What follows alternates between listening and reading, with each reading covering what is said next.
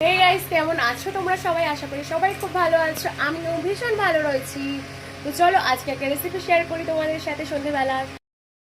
অনেকদিন পরে আবার একটা ভিডিও শেয়ার করছি তোমাদের সাথে।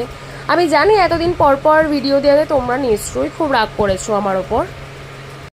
আসলে কি বলো তো, একটা ছোট বাচ্চা সামনে তো ফ্রিজে আজ দুদিন ধরে লোটে মাছটা রয়েই গেছে। লোটে মাছটা আর কষা ভাল লাগছে না, তারপর ভাবলাম একটু বড়া করে খাই।